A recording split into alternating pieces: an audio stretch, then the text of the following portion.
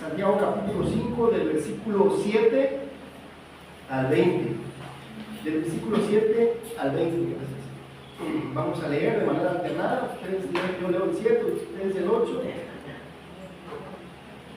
Y nos unimos en el 20. Este libro de Santiago que nos está enseñando a ser maduros.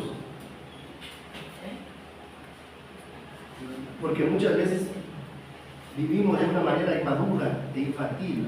Santiago capítulo 5 del versículo 17 al 20. ¿Estamos todos ahí? ¿Sí? Santiago capítulo 5. Del 7, ¿no? Del 7 al 20. ¿Qué dije? 17. Es que dijo 17. Ah, sí, 7. Es que... Bien, gracias, Sandra. La palabra de Dios dice así. Del 7 al 20. Por tanto, hermanos, tened paciencia hasta la venida del Señor. Mirad cómo el labrador espera el precioso fruto de la tierra, aguardando con paciencia hasta que reciba la lluvia temprana y la tardía. Tened también vosotros paciencia y afirmad vuestros corazones, porque la venida del Señor se acerca. Hermanos, no os quejéis unos contra otros, para que no seáis condenados. He aquí el juez está delante de la puerta. Hermanos míos, tomad todo tiempo de aflicción y de paciencia a los profetas que hablaron del Señor. He aquí tenemos por bienaventurados a los que sufren. Habéis oído de la paciencia de Job y habéis visto el fin del Señor, que el Señor es muy misericordioso y compasivo. Pero sobre todo, hermanos míos, no juréis ni por el cielo, ni por la tierra, ni por ningún otro juramento, sino que vuestro sí sea sí y vuestro no sea no, para que no caigas en la condenación. ¿Está alguno entre vosotros afligido? Haga oración. ¿Está alguno alegre? Cante alabanzas. ¿Está alguno enfermo entre vosotros? Llame a los ancianos de la iglesia y oren por él, ungiéndole con aceite en el nombre del Señor. Y la oración de fe salvará al enfermo y el Señor lo levantará, y si hubiera cometido pecados le serán perdonados. Confesaos vuestras ofensas unos a otros y orad unos por otros para que seáis sanados. La oración eficaz del justo puede mucho. Elías era hombre sujeto a pasiones, semejante a las nuestras, y oró fervientemente para que no lloviese, y no llovió sobre la tierra por 3 años y 6 meses. Otra razón que el cielo lluvia y la tierra produjo su fruto. Hermanos, si alguno de entre vosotros se ha extraviado de la verdad y alguno le hace volver, todos juntos, sepa que el que haga volver al pecador de su camino, salvará de muerte un alma y cubrirá multitud de pecados. Esta parte de Santiago la he titulado Esperando a Cristo. Esperando a Cristo. El día de ayer fuimos a dejar a una alumna de la Universidad de UCLA. Como fuimos maestros ahí en la universidad, tenemos varios alumnos que vienen de otros. Tenemos amistad, ya no damos clases, pero tenemos amistad con muchos alumnos. Y la fuimos a dejar al camión. Pero estando en el camión, se le olvidaron sus papeles, porque va esta semana para darse de alta ya en la Universidad de Aguascalientes. Pero se le olvidó, se olvidaron los papeles. Y entonces lo que hicimos fue, su camión salía a las 12, y bueno, y lo que hicimos fue orar: Señor, permite que los papeles, su hermana que está aquí en los dormitorios, aquí en Guadalupe, en lo que llevaba a Monterrey los papeles iba a tardar 1 hora. Entonces, Señor, permite que ella pueda llevar los papeles. Y oramos. ¿Y qué es lo que hizo Dios? Específicamente, el camión se retrasó, le ayudamos a ella a abordar. Como ella es menor de edad, tiene que llevar algunos papeles exclusivos para poder mandar a menor de edad. Y en lo que hacíamos todo eso, y se subió y le dijo al chofer: oye, ¿será que pudieras esperar un y seguíamos avanzados? Y en lo que salía el camión, exactamente, el carro se estacionó donde venía su hermana, Lili, me dio el papel, el camión estaba dando la vuelta y en ese momento le di al chofer los papeles. Dios contesta nuestras oraciones específicamente. En verdad, Dios contesta nuestras oraciones. Pero a veces nosotros pedimos por pedir y se nos olvida lo que le pedimos a Dios y no nos damos cuenta del poder que Dios tiene a través de la oración. Y dejamos de aprovechar y orar. Me acuerdo también en un campamento, uno de los pastores estaba allá cuando llueve, pero parecía que el cielo así como algunas veces ha llovido. Aquí llueve una hora ya, pero allí llueve 2, 3 semanas, un mes. Pero llueve así. Y el pastor no podía dar la clase, ni la bocina, ni nada. Y entonces lo que hizo, vamos a orar. Y es el pastor, Señor, permíteme dar esta clase, Pastor Alfonso Alviso, y dice, permite que pueda ayudar la clase y después, Señor, para que los jóvenes puedan conocer tu palabra que hemos preparado y a quienes no te conocen puedan ellos creer en tu Hijo Cristo. Y por favor, permite que el tiempo que dé la clase de que llover, y había estado así todo el día y todos los días. Él termina de orar, ¿y qué creen que pasa? Deja de llover, y entonces así como que orar de esa manera fuera algo extraño, pero sí, para el creyente que no ora, le es extraño pedirle a Dios y no recibir porque no toma en cuenta a Dios. Y terminó, agarró, generalmente era de más de una hora y cuarto, es un maestro y un excelente orador. Y terminando de dar su clase, ¿qué creen que pasó? Empezó a llover. Y entonces así como que, ay, ¿qué cosa es esto? Porque Dios contesta nuestras oraciones, pero cuando tú estás pendiente de lo que le pides a Dios y cuando lo recibes y cuando no, te das cuenta de esas cosas. Pero cuando tú pides por pedir y después te enojas con Dios porque no te recibiste lo que querías, te enojas y no te das cuenta porque tiene mucho que ver con tu relación con Dios. Y no debería ser así, pero el problema es que somos impacientes. Y como niños que queremos la golosina, que vas al supermercado, a la tiendita, ya quieres la sabrita o el refresco, y si no, pues te vas al piso y das vueltas haciendo berrinche. Muchas veces somos así con Dios. Le pido algo a Dios y no me doy cuenta cuando Él me concede la petición de mi corazón. Tenemos que estar, si es posible, ustedes puedan llevar un control, háganlo y verán que Dios siempre contesta nuestras oraciones.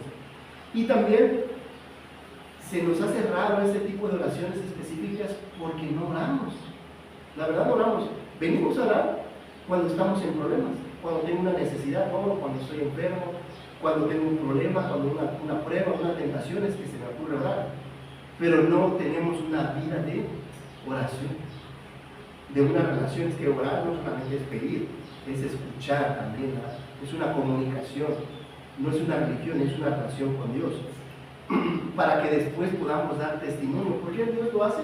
Para que después puedas tú dar testimonio como Dios ha escuchado tus oraciones. Me acuerdo que ya habíamos empezado a visitar a Mauri, un amigo en Chiapas, y ya había empezado a llegar. Él al principio había tenido problemas con las adicciones y después había crecido tanto espiritualmente y después había empezado a estudiar en el instituto. Pero su tío, que era dueño de la casa, tenía problemas con las adicciones y empezaba a tener problemas y les impedía llegar a la iglesia. Y bueno, fui a visitarlo, le testifiqué, lo invitamos varias veces a la iglesia y después de intentarlo de varias formas, le dije, bueno, Señor, y le dije a Mauro, le dije, vamos a orar por tu tío. Si él está haciendo una piedra de tropiezo, que Dios la quite de tu vida. Vamos a orar porque Dios escucha nuestros, ya lo intentamos por las buenas, vamos ahora a dejarlo al que juzga, justamente, no nosotros, como Él quiera. Y empezamos a orar por su hijo, ¿no? Porque empezó a casar problemas con su familia, con sus hijos. Señor, te pedimos, hicimos la oración como 2 o 3 veces. Ponemos tus manos, le compartimos el Evangelio, estamos orando por él, lo hemos visitado, lo hemos invitado a la iglesia, pero lo ponemos en tus manos. ¿Y qué pasó con el tío? ¿Qué creen ustedes que pasó con el tío? Desapareció. A la fecha no se sabe nada del tío. O sea, desapareció. Simple y sencillamente lo buscaron, lo metieron donde buscan a las personas, lo reportaron en el municipio, en el estado, y hoy es fecha que el tío no aparece. Entonces Dios contesta nuestras oraciones. aún los problemas más grandes que tú puedas tener, tú le pones como Señor, le dimos por la buena, ahora que seas tú el que, y les puedo seguir diciendo muchas cantidades de oraciones que Dios ha contestado en mi vida de esta manera, porque Él es después el que juzga, Señor. Tú intentas hacerlo, pero Él es el que juzga y lo hace justamente. Entonces, ¿qué propone enseñarnos Santiago en estos últimos versículos? Y con eso terminamos el libro. Porque Cristo viene, tú debes prepararte para su regreso. Porque Cristo viene, tú debes prepararte para su regreso. De tres formas: pacientemente orando y testificando. Ahorita vamos a ver eso del versículo 7 al versículo 20. Porque Cristo viene, tú debes prepararte para su regreso. El primero, pacientemente. Y ahora, pacientemente, la paciencia es representada por la palabra griega macrotumia, que significa, es la capacidad de soportar adversidades, problemas y retrasos con serenidad y sin enojo, permitiendo que las pruebas obren para bien y produzcan perseverancia y gozo. No se trata solo de esperar, sino de saber esperar con paz y confianza en Dios, aceptando su voluntad. Esa es la paciencia. Pero también el ser impaciente ha traído muchos problemas en la vida. Abraham fue impaciente cuando ya esperaba a su hijo durante 25 años y decidió tener un hijo con Agar, y entonces de ahí nacieron los musulmanes y hoy Israel se sigue peleando con Irán. Pedro fue impaciente cuando quiso él hacer las cosas a su manera. Señor, si es necesario que yo camine sobre el agua, y al dejar de poner sus ojos en Cristo empezó a hundirse. Fue impaciente cuando quiso defender a Jesús y sacó su espada y le quitó la oreja a Marco. Y muchas veces nosotros somos impacientes y tenemos problemas en la vida y queremos solucionar los problemas a nuestra manera. Y si no es a nuestra manera, nos impacientamos y dejamos de ser pacientes. Por eso es que estamos en Santiago capítulo 5, versículo 7, donde dice: hermanos míos, Santiago le dice, tened paciencia hasta la venida del Señor. Cristo viene. Él prometió que venía. Vino una vez a morir en la cruz por nuestros pecados, pero ahora viene como un rey para poder reinar en esta tierra. Y entonces debemos esperarlo. Y entonces dice, y nos pone una ilustración como el labrador, que ahorita viene esta temporada de lluvia y que espera con paciencia que llueva, ¿verdad? A los que venimos un poquito del campo, me acuerdo que en ese tiempo de vacaciones, en Semana Santa, en julio, en diciembre, me mandaba mi papá al campo y con mis tíos arábamos. Y entonces tú tienes que preparar y arar el campo y después ya pones la semilla y estás esperando que llueva. Pero ¿quién da la lluvia? No la puedes dar tú, ¿verdad? No la puedes propiciar tú, pero tú sí puedes preparar el campo. Y es lo mismo, Dios quiere que nos preparemos para su regreso. ¿Cómo? Pacientemente. Sí sé que hay problemas, hay pruebas, hay tentaciones, pero Dios quiere que seamos pacientes esperando su venida. También quiere que seamos pacientes como lo eran los profetas. Y también quiere Dios que seamos pacientes y afirmemos nuestros corazones. ¿Cómo afirmamos nuestros corazones? Dios ha permitido que tengamos una iglesia en la cual nos consolamos. Venimos el miércoles a orar, venimos el domingo, escuchamos su palabra y nos dice, ¿sabes qué? Sé paciente, yo voy a regresar. Yo voy a regresar por ti. O ya sea que o tú vas para conmigo, o yo vengo por todos ustedes. Y entonces no importa las circunstancias que estés viviendo el día de hoy, seamos pacientes sabiendo que Dios nos ha dado la iglesia para poder orar los unos por los otros y poder consolarnos los unos a los otros. Y por eso a la vez Santiago dice, hermanos, no os quejéis unos contra otros para que no seáis condenados. Y a veces nos impacientamos con los hermanos. A veces entre los mismos hermanos somos impacientes, somos intolerantes, porque sí hay hermanos y hay hermanas que a veces tienen ciertas actitudes que nos invitan a ser pacientes. Entonces dice, seamos pacientes, no critiquen, no condenen ni se quejen. Hermanos, todos tenemos diferentes defectos de carácter y Santiago nos invita a que no nos quejemos, porque el juez está delante de la puerta. Es Cristo, que es el juez que nos va a juzgar, va a juzgarnos. No nos quejemos, hablemos bien de los hermanos, porque es fácil hablar mal de los hermanos, pero es muy difícil hablar lo bueno de las demás personas. Y también nos pone un ejemplo, dice, como ejemplo de aflicción de los profetas. Están los profetas, los que estuvieron en el exilio, que fueron Ezequiel. Es decir, el pueblo de Israel, el pueblo de Dios, fue llevado esclavizado a Siria y a Babilonia. Solamente 2 profetas estuvieron en el exilio, que fue Daniel, el profeta Daniel, y Ezequiel. Hubieron profetas antes del exilio, antes de la esclavitud, y profetas después del exilio. Y ahora, dice que seamos pacientes como ellos. Ellos profetizaban la palabra de Dios y decían: hey, Israel, arrepiéntete, porque si no, Dios te va a llevar de esclavo. ¿Y ustedes creen que el pueblo les hizo caso? No les hizo caso. Y eso significaba ser pacientes, porque le hablaban a un pueblo que no obedecía. Y la iglesia hoy no es la excepción a la regla. Le decimos a la iglesia cómo debe vivir, y a veces entra por un oído y le sale por el otro. Y Dios quiere que seamos pacientes, como lo eran los profetas.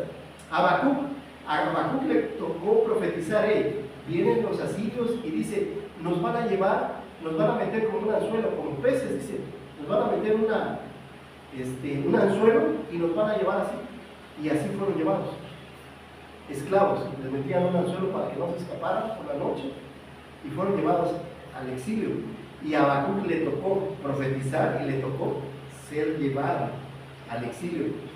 Y entonces dice, ellos fueron pacientes. Dios quiere que tengamos esa paciencia con tu pareja, con tus hijos, con los hermanos de la iglesia, en el trabajo, con las enfermedades que van surgiendo, con las diferentes necesidades que vayan presentando. Y dice, y a pesar de todos los problemas, hablaron en el nombre del Señor, testificaron de su fe. Y de ahí da otro ejemplo de paciencia. Dice que igual que Job, ¿se acuerdan de Job? Que fue paciente, que Dios le quitó sus hijos, le quitó sus animales, le quitó su mujer, le quitó la salud, y dice que no hubo en él pecado. Dice, ¿qué es lo que dijo Job en medio de pruebas y sufrimiento? Dice, desnudo salí del vientre de mi madre, y desnudo volveré allá. Jehová dio y Jehová quitó. Sea el nombre de Jehová. Y en lugar de que salieran maldiciones de su boca, ¿qué salió? Y cuando tú te enojas, ¿qué salen de tu boca? Bendiciones o maldiciones. Y te quieres esconder, porque estás enojada y salen cosas que no deberían salir.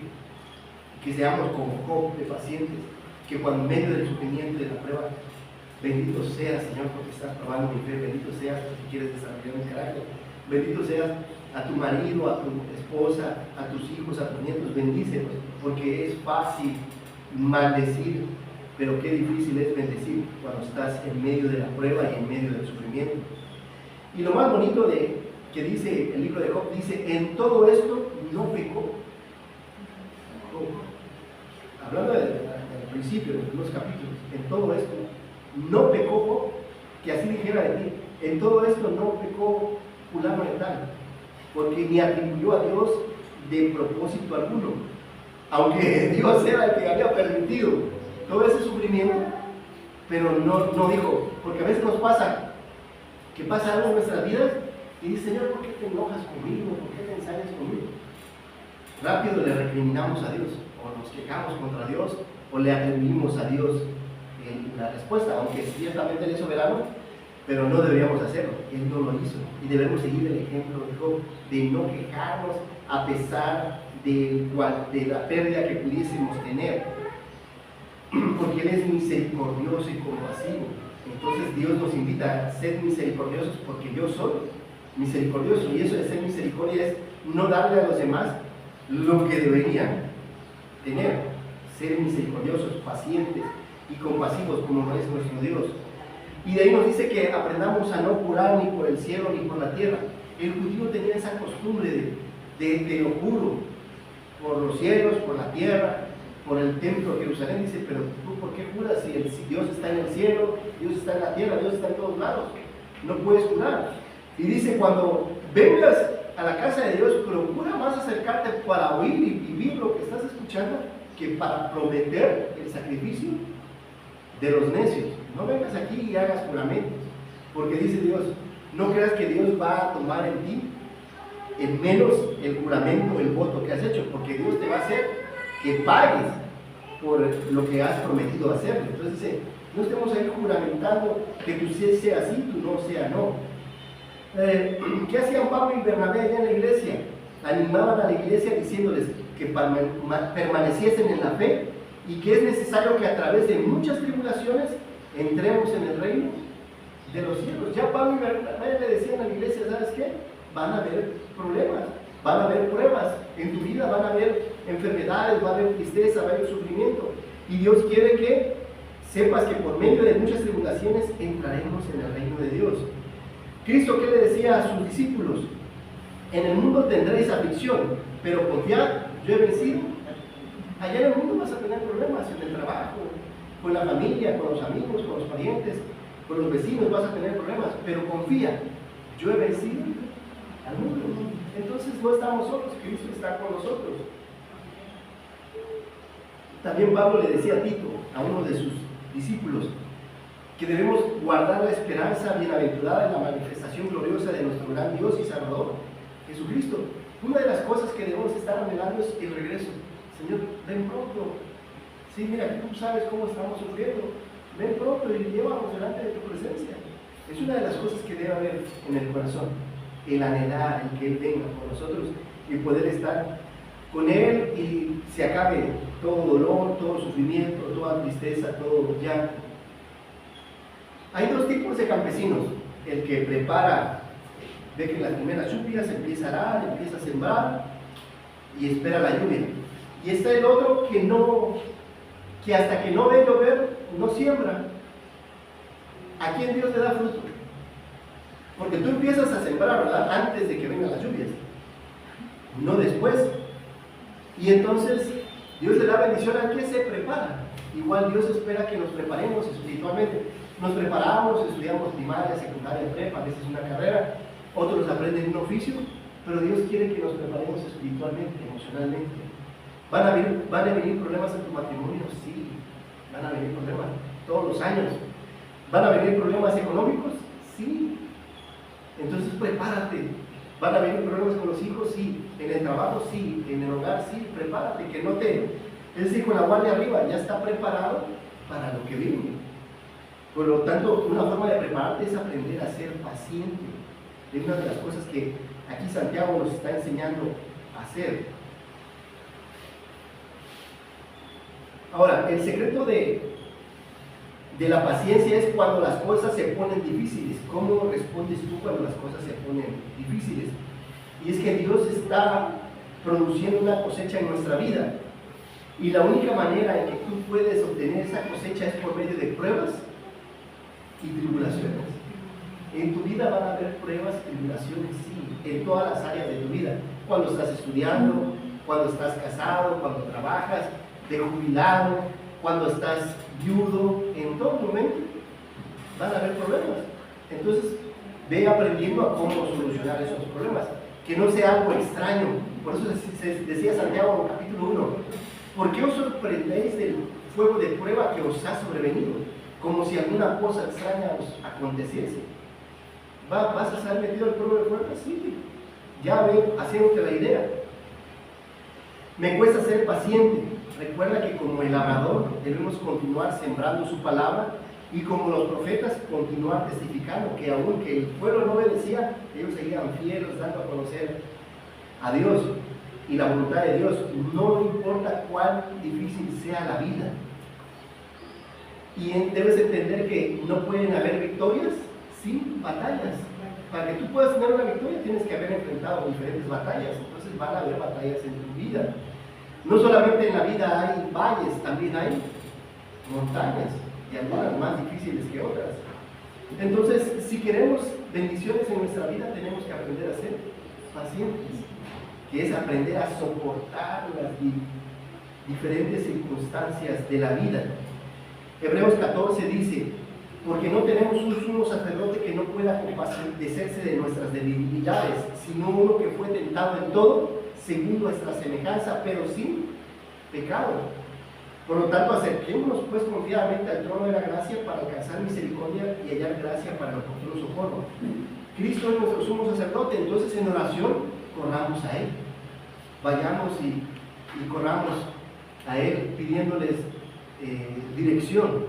Me acuerdo que algún tiempo estuvimos yendo a Reencuentro, a un centro de rehabilitación allá con Fabio en Chiapas, y el padrino, el presidente de este centro de rehabilitación, que tenía problemas con alcohol y drogas, decía que cuando venía un deseo por consumir, se iba corriendo rápidamente a un baño, si estaba en la plaza o donde estuviera, se arrodillaba y se ponía a orar, y Señor, ayúdame porque tú sabes que soy débil, y oraba y se ponía a llorar y sudaba, y ya después de estar ahí un tiempo, salía y se iba más tranquilo.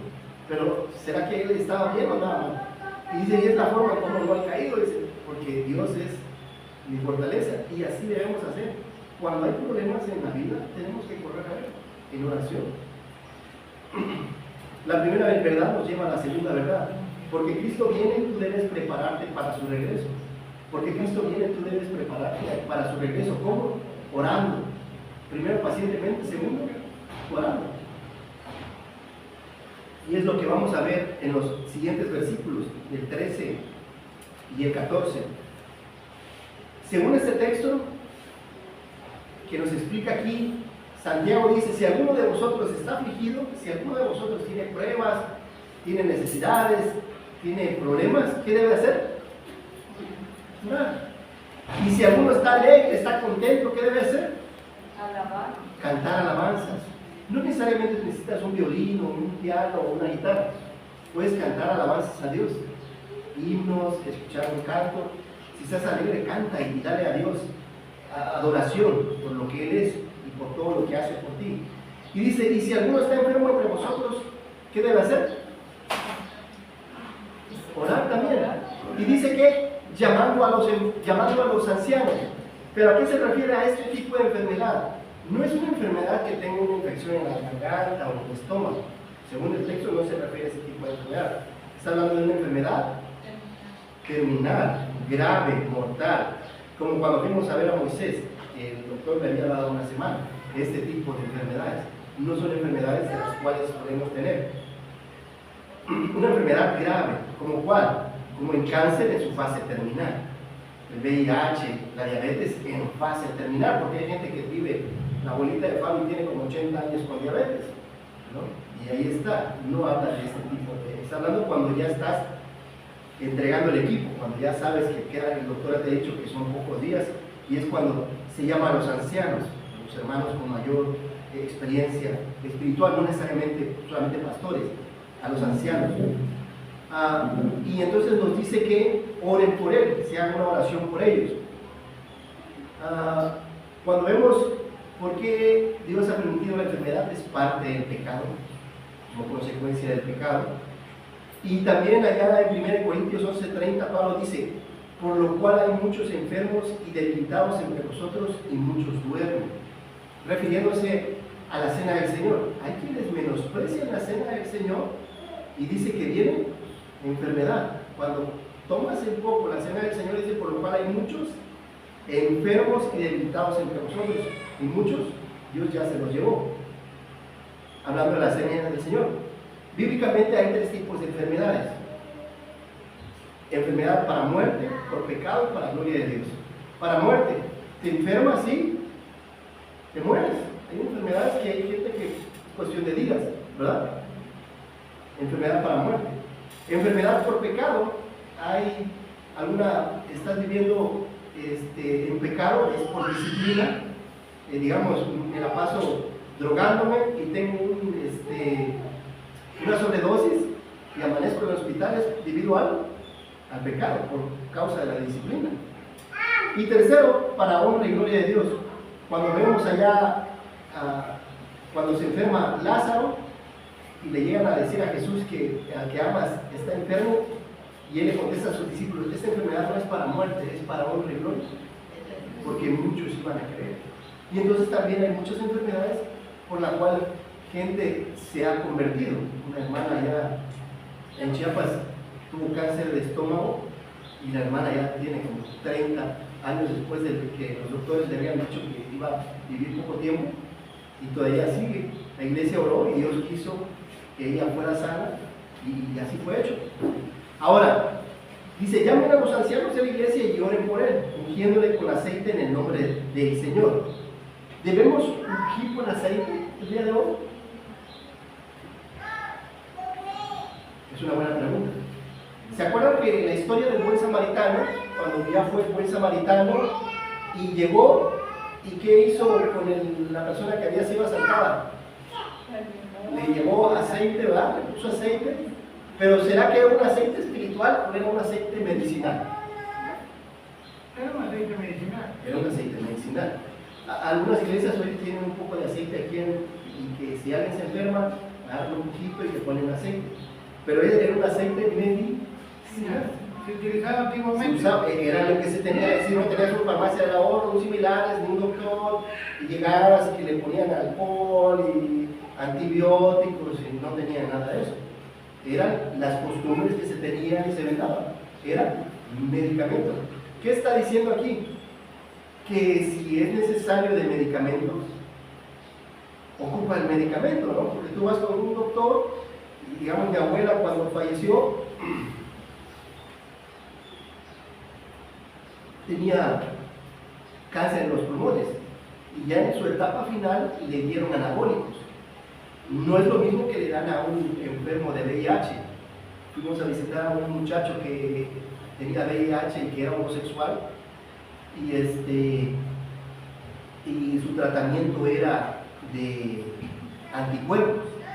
El medicamento es diferente. Y bueno, y puedo seguir así.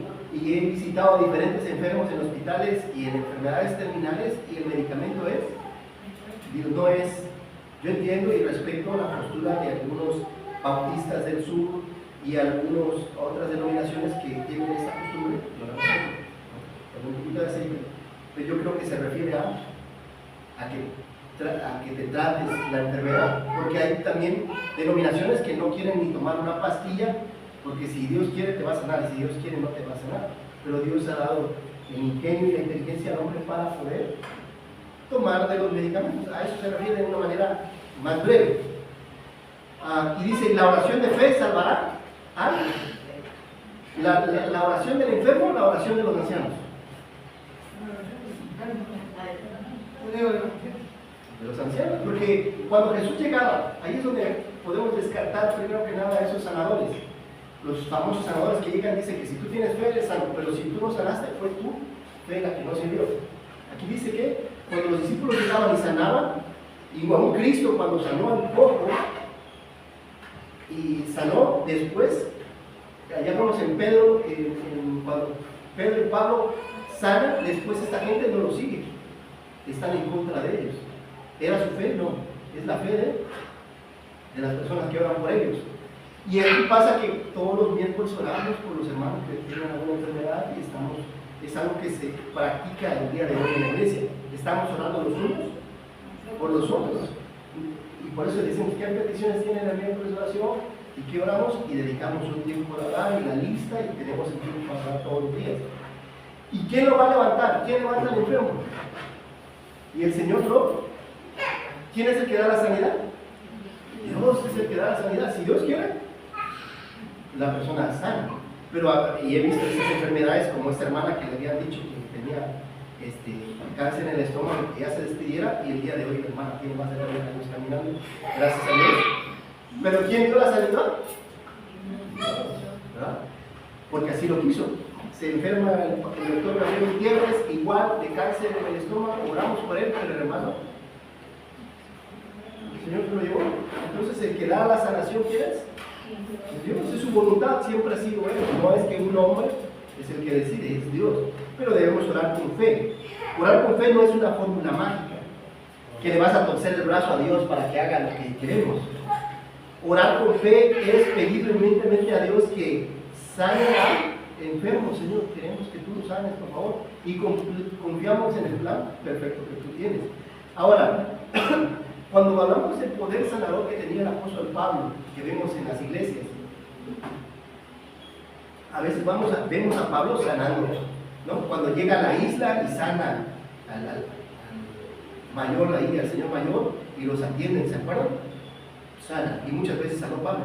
Pero después Eutico, cuando se enferma y dice que casi muere, Y ahí estaba Pablo, y Pablo no pudo sanarlo.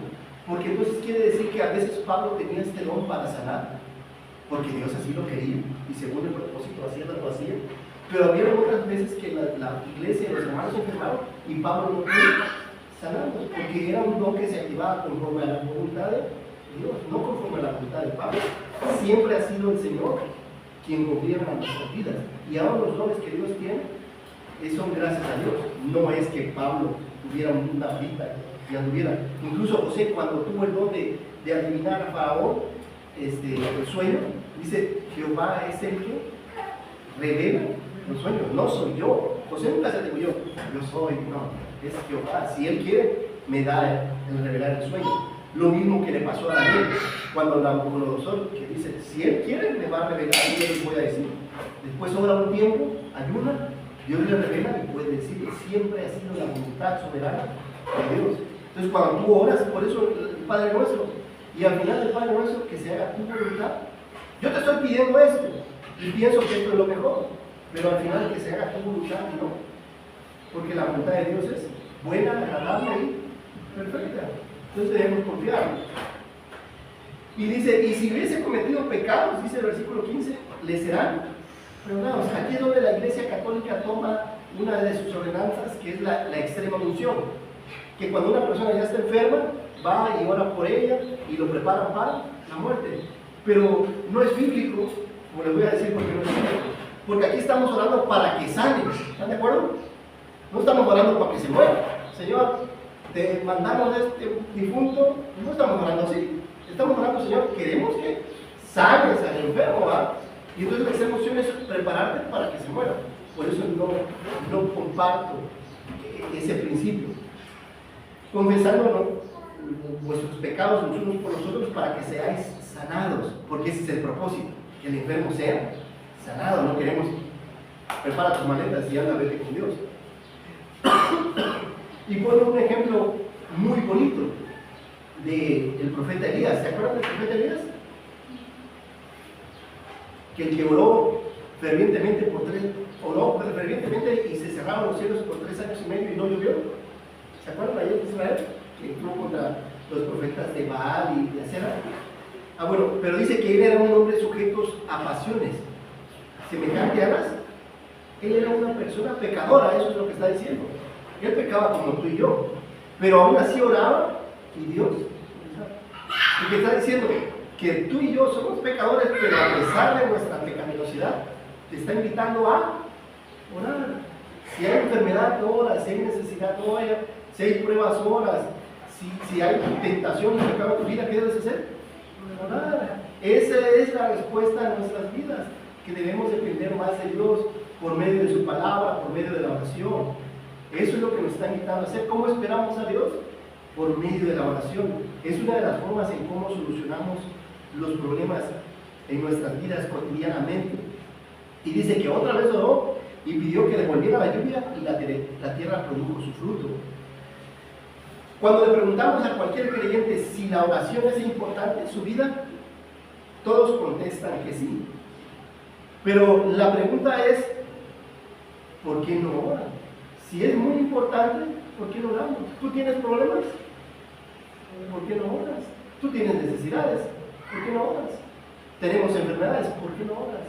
¿Tenemos pruebas? ¿Por qué no oras? Porque somos carnales y pedimos para la carne. Pero debemos desarrollar esa parte del espíritu, y eso lleva tiempo, disciplina, paciencia, que debemos pedirle eso a Dios. Y te contesta, ¿qué te contestan los hermanos? ¿Por qué no oras?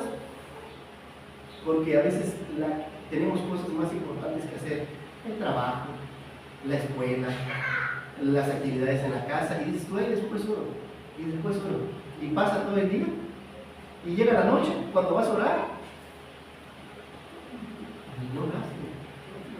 Y entonces, pues, por eso dice Santiago: no tenéis porque no pedís, y pedís y no tenéis porque pedís mal, para gastar en vuestros deseos. No pedimos espiritualmente, y la forma que podíamos pedir es conociendo este libro, y es que podíamos pedir conforme a la voluntad de Dios. La oración es algo que debemos trabajar. Por lo tanto, debemos poner algunas metas cuando oramos. Una de ellas, primero que nada, es alabar a Dios. ¿Por qué oramos? Para alabar a Dios, para agradecer, Señor, gracias, Señor, por lo bueno que eres, por darme familia, hijos, por darme vida, alimentos, protección. Hay tanto que agradecer. Uno de los propósitos por la cual debes orar es para agradecer a Dios. Bendito seas. Aunque a veces los hijos dicen, no son no lo ves así, pues, pero debes ver el lado bueno. Por tu pareja a veces no lo ves como una bendición, pero Dios quiere que veamos el lado bueno de la oración, de bendecir a Dios. Y segunda, es que Dios quiere que por medio de la oración seamos felices. El gozo viene a través de las pruebas. La oración es la forma que Dios ha diseñado para que nuestro gozo sea cumplido. Orar es hablar y escuchar a Dios, negándome a depender de mí mismo y de lo que yo puedo hacer para solucionar mis problemas y ser guiado por su Espíritu. Porque es fácil ser guiado por la carne. Surge un problema y lo primero que hago es enojarme. ¿Sí o no? La respuesta en la carne es enojarme. Pero la respuesta en el Espíritu es, Señor, ¿qué quieres enseñar? Y ponerse a orar es diferente. Y muy seguramente Dios está desarrollando paciencia en tu vida. La oración es la mejor medicina para el alma. Se han hecho estudios en los hospitales que gente que ora sana más rápidamente a las personas que no oran o no tienen ninguna fe, que no creen en Dios. ¿No? Ves una mayor recuperación en los enfermos cuando están orando y platicando con Dios y llevando su sufrimiento que las personas, grupos de miles de personas que no lo hacen. Entonces, si la oración es medicina para el alma, pues oremos. Bendice alma mía Jehová, dice el salmista, y no olvides ninguno de sus beneficios. Él es quien perdona todas tus iniquidades, el que sana todas tus... ¿Quién sana tus enfermedades? Entonces bendice a Dios y obtén la sanación y aprende a vivir con la enfermedad. Envió su palabra y lo sanó y lo libró de su ruina. Su palabra también nos sana. Él nos ha enviado su palabra y por medio nos consuela, nos alienta, nos anima a seguir adelante. Y sabemos que los que aman a Dios, todas las cosas les ayudan. Esto es a los que conforme a su propósito son. A los hijos de Dios todas las cosas les ayudan a Dios. Entonces aún lo malo que pueda estar pasando en tu vida te está ayudando a ser como Cristo, a ser paciente, a acercarte más a Él. ¿Por qué Dios ha traído esa prueba a tu vida? Para que tú te acerques a Él. Acercaos a Dios para que Él se acerque a nosotros. Y entonces debemos tomar cada problema como una oportunidad para orar. Ahora, ¿por qué es importante orar? Fortalece nuestra relación con Él. Recibimos su guía, consuelo y fortaleza en momentos difíciles. Entonces Dios quiere que oremos para poder desarrollar la paciencia. La segunda verdad nos lleva a la tercera. Porque Cristo viene, tú debes prepararte para su regreso. Porque Cristo viene, tú debes prepararte para su regreso. ¿Cómo? ¿Cuál es la tercera? Testificando, que está en el versículo 19 y 20 del capítulo 5 de Santiago. Por eso Santiago le dice, hermanos, si alguno entre vosotros se ha extraviado de la verdad, si algún hermano estando aquí, al ratito se va, porque no me gustó cómo habló el pastor, porque no me saludaron, porque no me gusta cómo canta, porque somos seres eternos inconformes. Y tengamos cuidado también, nosotros nos puede pasar el campito. ¿Y por qué no viene el hermano fulano o la hermana fulana? Por X cosa. Porque si alguno de vosotros hace revolver a ese hermano, ustedes conocen diferentes familias aquí, ¿verdad?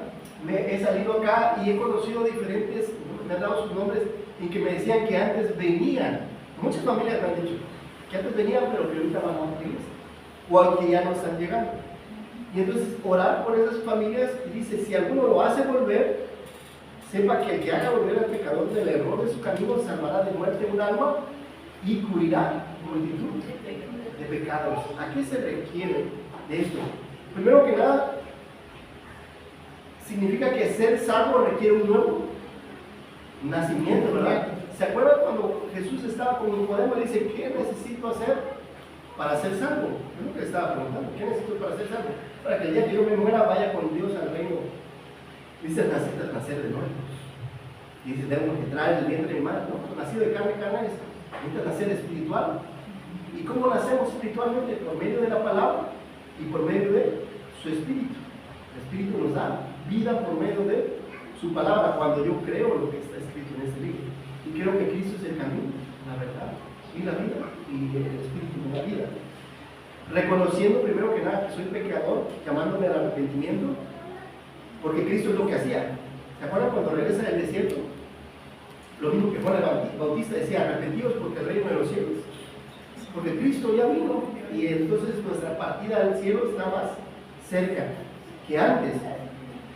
Para las personas hay dos caminos: creer en Cristo o seguir caminando por este mundo. Jesús decía que hay dos caminos: por donde va la mayoría del mundo, lo puedes seguir, o venirte a este que es pequeñito y que es angosto, dice Jesús, que es por medio de la fe en Cristo Jesús, y es el camino de la salvación. Ahora, tiene un costo seguir a Jesús. Si alguno quiere venir en pos de mí, niéguese a sí mismo, deje de ser egoísta y pensar en sus cosas que le gustan, tome su cruz cada día y tome su cruz cada día y sígale. Ahora, ¿qué significa? Tal vez ahorita pudieras estar descansando, viendo la tele, en un partido, no sé, con una carnita asada, no sé, qué pudieras estar haciendo en la comodidad de tu hogar, pero te niegas a ti mismo y tomas tu cruz y le sigues. Hay una diferencia. Cuando Israel, el pueblo de Israel, rechazó a Cristo, rechazó también sus enseñanzas. Después que abiertamente Israel rechaza a Cristo, Jesús cambia su forma de enseñar y empieza a enseñar por parábolas. Ya no les enseñaba directamente en la sinagoga porque ya no le dejaba entrar, y por medio de la palabra. Ahora enseñaba por medio de parábolas. Y empieza con la parábola del sembrador, y nuevamente está enseñando en una gran multitud, pero la gente no entendía. Y le dice el sembrador salió a sembrar y puso sobre el camino, sobre las piedras, donde había espinos y en una buena tierra. Y dice, ¿qué es el camino? Viene el enemigo y se la lleva. Las piedras, las dudas de este mundo. La cizaña, acuérdense que está la parábola de trigo y la cizaña. Dentro de la iglesia hay gente que es creyente, que es trigo, y hay cizaña, y hay gente que viene por otra razón, que no ha creído realmente que Cristo es el camino, la verdad y la vida. Y entonces dice, y está el buen corazón que da, produce un fruto al cielo, que ves un cambio, su forma de hablar, su forma de vestir, de tratar a su pareja, de tratar a sus hijos, su trabajo. Y no hablo de perfección, hablo de un fruto que es diferente. Entonces, de eso espera que demos testimonio. No solamente es el hecho de regalar un folleto o una Biblia o invitarlo a la iglesia, es tu testimonio. ¿Cómo estás viviendo tú tu vida? Porque muchas veces me ha tocado visitar a algunas parejas y resulta que el esposo no quiere venir porque te dice, tú no sabes quién es mi mujer, tú no sabes quién es María. ¿Se acuerdan del caso de autoconfrontación que vimos el año pasado? Que llegó el pastor y visitó a María y decía, ¿qué? Esa no es María, dice María. Si escucharas a María en mi hogar, no tiene nada que ver con la María que en la iglesia. Y a veces nos pasa así, que ese es nuestro testimonio. ¿Cómo está tu testimonio como pareja? ¿Por qué tal vez tu pareja no ha podido venir? Porque tal vez pueda ser que tú seas esa María que sale el carácter y la ira. Dice, no, pues ¿para qué voy si pueda resultar peor? ¿No? Entonces tengamos ese cuidado. Y a veces los hijos, ¿por qué a veces no vienen los hijos? Porque tú no conoces a María en su hogar y cómo trata a sus hijos. Entonces, si realmente eres un reflejo de Cristo en tu hogar, pues no lo eres. ¿Y a ver, por qué el Señor no ha concedido salvación? Porque tú no eres un reflejo de Dios en tu hogar y deberías serlo. Me da pena compartir a Cristo, podrías decir. Piensa que Él no se avergonzó al morir por tu pecado en la cruz. Y entonces hay muchas formas de testificar. Hay muchos ministerios que se pueden desarrollar. Podemos hacerlo como en la iglesia, que lo hacemos una vez al mes. Vamos a tener escuelitas bíblicas en julio, agosto, el día del abuelo. pero puedes tener un ministerio personal en los hospitales, viudas y huérfanos, inmigrantes, con los niños, visitando un orfelinato. Hay muchas formas de manera personal que tú puedas tener, ir a un seguro social. Hay muchas formas en cómo tú puedes tener un ministerio personal, invitando a las personas a la iglesia, buscando contactos y saliéndolo a visitar acompañado de un hermano. ¿Cómo debe ser el testimonio de un hijo del reino? Por eso allá, cuando vemos que Jesús está en el monte de las bienaventuranzas y le dice al pueblo, ¿cómo debe ser el ciudadano del reino? Empieza a dar unas características de cómo debe ser un hijo de Dios, de un ciudadano del reino de los cielos. Dice que debe ser pobre en espíritu, que depende de Dios. Señor, yo soy pobre en espíritu, dependo de ti. Que declare, manso. Lo contrario de la mansedumbre es la ira. La mayoría nos enojamos, ¿verdad? Están en problemas y nos enojamos. Él quiere que seamos mansos y humildes. Aprended de mí que soy manso y humilde de corazón, y hallaréis paz para vuestras vidas, sus parejas, su crianza de sus hijos, su trabajo. Ser humilde. La mayoría somos soberbios. Yo tengo la razón, tengo mis razones, pero Dios quiere que seamos humildes. Así es un ciudadano del reino, así es un hijo de Dios. Es humilde, no es soberbio. Y la mayoría de nosotros somos soberbios. Yo tengo la razón y aquí mis chicharrones suenan, y no es así, requiere humildad. Misericordiosos, compasivos, vemos necesidad y la suplimos, y no espero que suplan mis necesidades.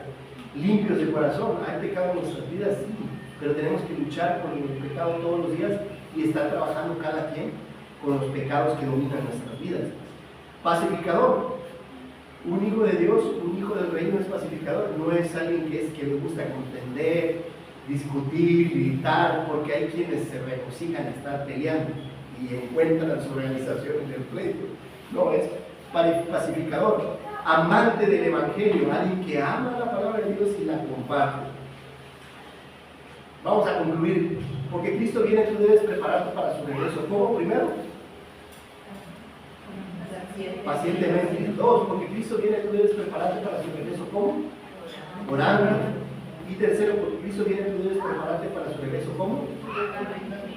Testificando. Bien, vamos a ponernos de pie y vamos a orar.